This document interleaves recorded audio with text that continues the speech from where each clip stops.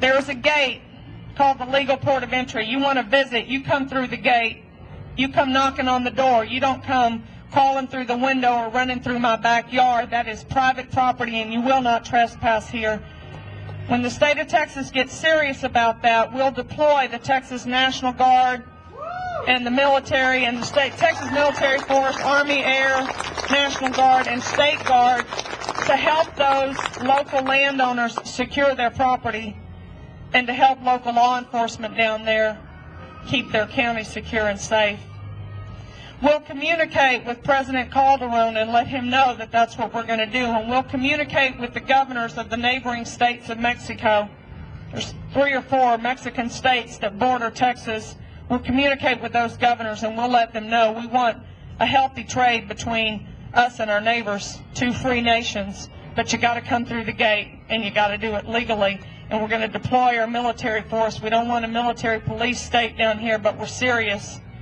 The Guard needs to get prepared. The President, I would speculate, has no interest in securing that border.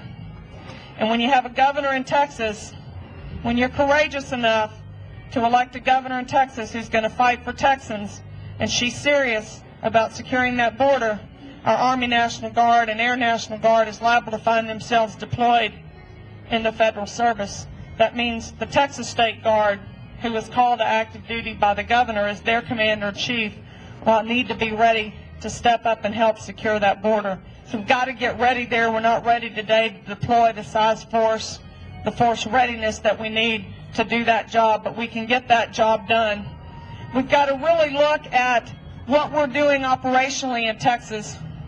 You want to know why we're getting bigger government? Because we've got goals to get bigger government. If you take the time, and I don't encourage it because it's not fun reading, but if you want to download the strategic plans and missions of the 140 plus agencies in the state of Texas, you will see that there's been a good deal of mission creep. I've worked in hospitals much of my professional career, and I want to tell you that it wasn't the goal of the housekeeping department to run good nursing service. Housekeeping made sure the building was clean. Nursing made sure we had good staff able to deliver high-quality health care, and everybody got better. Dietary didn't worry so much about how many nurses I had on the floor, and I didn't worry about how many cooks were in the kitchen. We all did our job, and we delivered excellent health care. If you download the Texas Military Force Handbook, you'll see that they have a goal to ensure that education in Texas gets better. They have a goal to ensure that health care in Texas gets better. You want to know why you're getting bigger government in Texas? Because everybody's got their hand in everybody else's pie and nobody's focused on their job. You get leadership that says we are not going to be everything to everybody. You got a job to do. You do your job and let him worry about getting his job done. We'll get limited government back in Texas.